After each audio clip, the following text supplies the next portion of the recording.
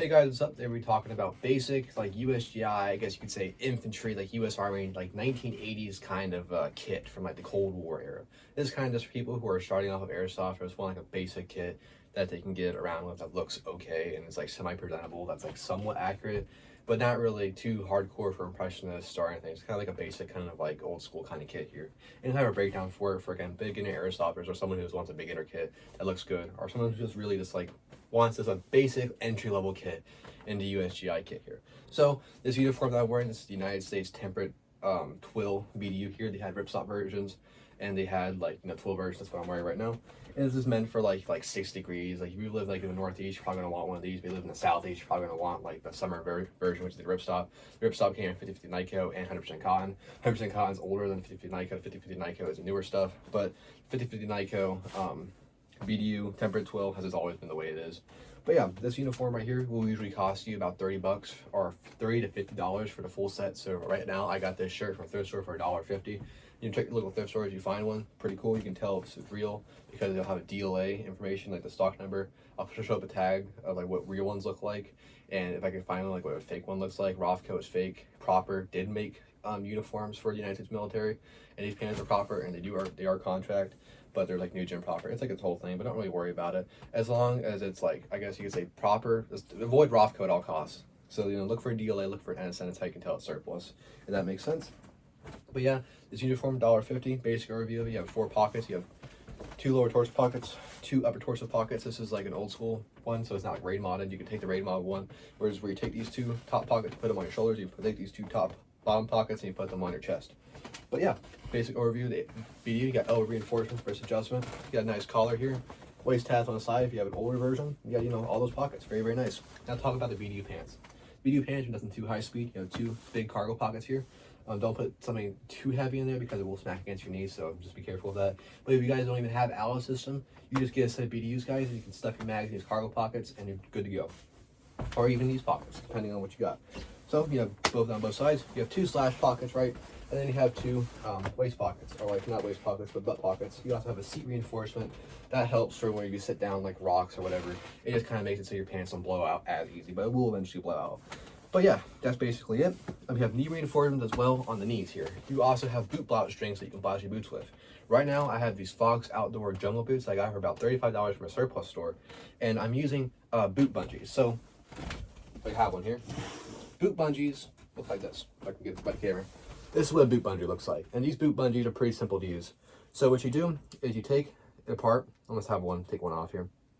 Right, and this will go around your ankle or like shin or whatever, and you put it around your shin or whatever, and then you tuck your pants under this, so you kind of use it and you roll your pants under it, and that will help maintain a blouse appearance. You blouse your boots.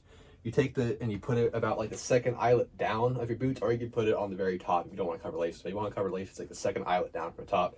That's how you blouse your boots, and that helps with looks not only. And it also helps keep ticks out of your boots, which is really kind of a big problem if you're crawling around the forest and stuff. There's actually a study of like how U.S. military members are so at risk for Lyme disease, and how a lot of them have gotten bit by ticks, and after their lives change by them. So use your insect repellent, but don't be scared to go out in the woods, guys. Blouse your boots and you'll be all right.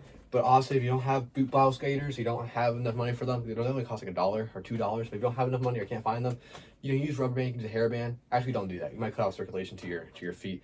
What I'd recommend, guys, you can use the boot blouse strings. You can blouse it that way, or just tuck it in your boots. Just don't be running around with unbloused boots looking all weird. You know what I mean? Kind of go for this kind of look. You know what I mean? It looks good. Looks good, man. You have to shine your boots. I don't shine my boots because I'm not that hardcore. But yeah, you can shine your boots. A more accurate boot for this would be like the OG, like green canvas jungle boots, but it was kind of hard to find, so it's kind of these repro jungle boots here. Those leather boots, black boots, they work. Kind of have that look. Doesn't really matter. It does matter if you're going for impression, but for here, it's beginner loadout. Doesn't really matter. So I got that. I have this patrol cap here. It's the hot weather version. The temperate ones are kind of harder to find in big sizes. This ripstop version I got it for about $10. You have eyelets on the side of ripstop. You can tell it's a version because of that 50/50 Nyko ripstop. Put this bad boy in my head. And I'm not covering like eye protection. Use ANSI rated eye protection, and don't cheap out on protection. You can use elbow pads, you can use any protection you want. It's just the uniform, okay? So this is the Alice system. The Alice system started from the N1956 low bearing system, and this is the LC2 variation. The reason why it's LC2 is because of the buckle. The buckle This is a good one. It clips on like that, and it stays. And you can undo it by lifting that tab up, pulling it out, and there you go, unbuckled.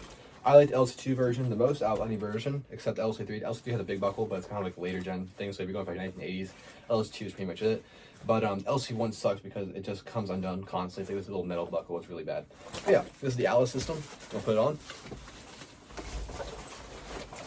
And a basic loadout for your Alice system. Right now I have it low on my hips, where my hips are. So you kind of want it so that it's kind of covering the top flap of your, like, you know, torsion pocket and your BDU. Kind of sucks, but if you have a longer BDU, you'll be able to access them. But it's kind of what it's supposed to look like, kind of right on the hips. And the basic loadout for your Alice system here is going to be, you're going to have 2 mag pouches, right? These will usually cost, like I got this full Alice set from, I'll put the supplier on the screen for like 40 bucks. You can get it from that guy, they're still selling it by the time you see this video. But just 2 Alice pouches here. Open that up, you can fit 3 AR mags in there, or 1 AK, or like 1 308. And yeah, you put that there, you attach your Alice benders to the top of those pouches. You got 2 grenade pouches on the side, very simple pouches. You can have your canteen here if you want, or another Alice pouch. I have my canteens on my side. So usually, basic loadout, I have 2 canteens here, and usually right here on the butt, that's where you can put your butt pack, or you can put an IFAC pouch here. And for an extra layer of like looks, I have this little compass pouch / first aid pouch here on my shoulder. Hold a triangle bandage, but you don't have to put a triangle bandage in there. You can put snacks, granola bars, whatever you want in there. There you go, have a triangle bandage pouch. Yeah, it's kind of a basic overview of this Alice kit and how it's set up for a basic look. Very, very nice. This look, I guess, would be most accurate. We're trying to, like, I don't know, represent people in basic training in the Army. But yeah, on my wrist here for like extra immersion, you could say. You can pick yourself up the Casio 591W watch here. It's a very popular watch, 1980s. And I have it on my wrist because it just looks good. It's a classic retro watch. I have it on my wrist. These are Summer Flyers gloves.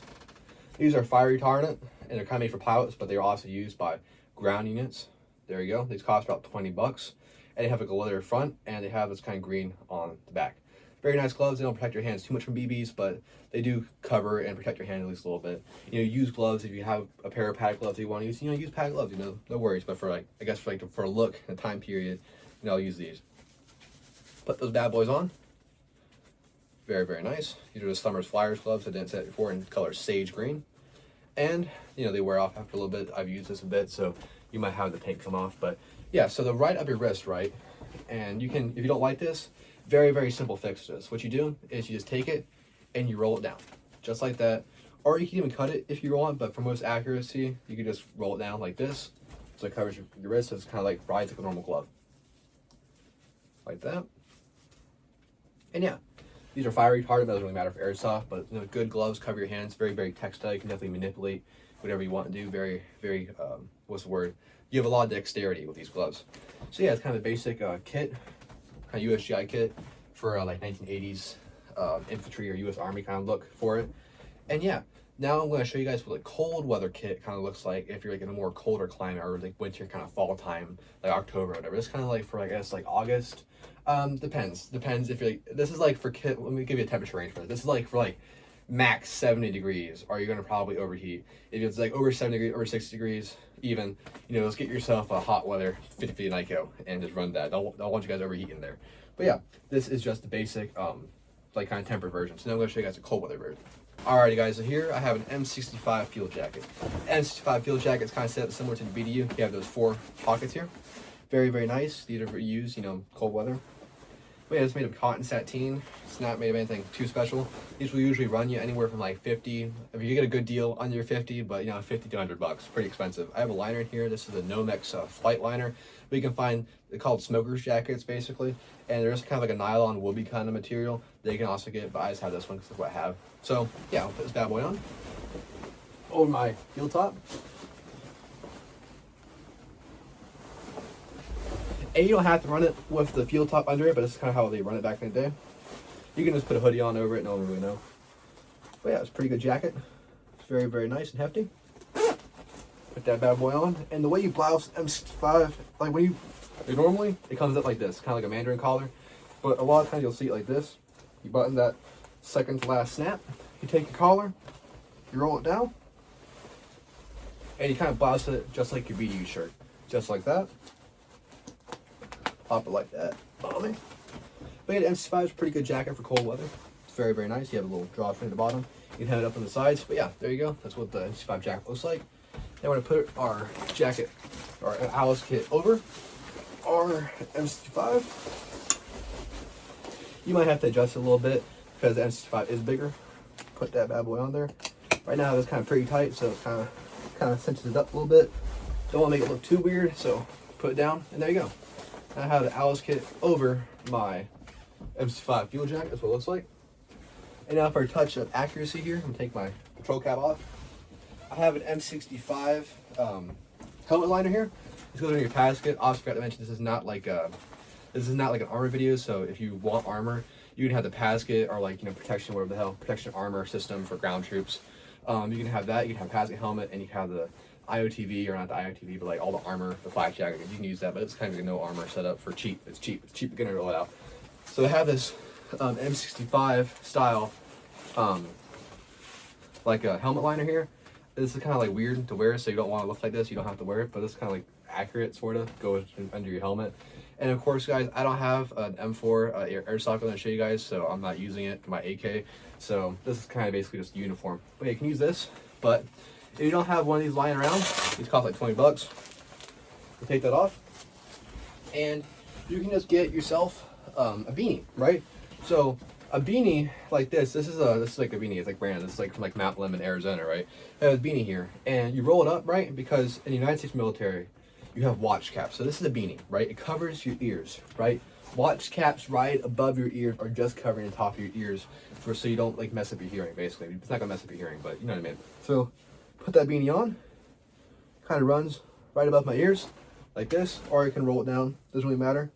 Beanie, you can find the U.S. surplus ones for like 20 bucks, but there you go, my beanie. But usually it was ran above the ears like this, right? And I'm gonna roll it up higher, kind of look like a hoodlum right now. I don't really like how it looks, but yeah, that's a cold weather kind of loadout. And you can top this off with these. Right, get it here. Cut the gloves off. In this M65 jacket, keep you warm, like under like 50 degrees, like about 30 to 50 degrees just by itself. So right here, I have these USGI wool glove liners here. These are used, for cold weather, of course. Put these bad boys on. These cost like $10 usually. 10, 20 bucks. Don't pay over 20 bucks for these. Put those bad boys on, and boom, there you go. So now I have my cold weather kind of 1980s kind of USGI cold weather loadout. I think it looks pretty sick. So this video kind of became longer than I anticipated. So hope you guys got anything from this. And if you guys have any questions, put down in the comments down below. I'll try and answer them as soon as possible. I hope this helps anybody who's wanting to get like a beginner, like Woodland style, like 1980s infantry, U.S. Army kind of look, but doesn't really know where to start. So hope this video found you well. Thank you guys for watching. Have a wonderful day, and goodbye.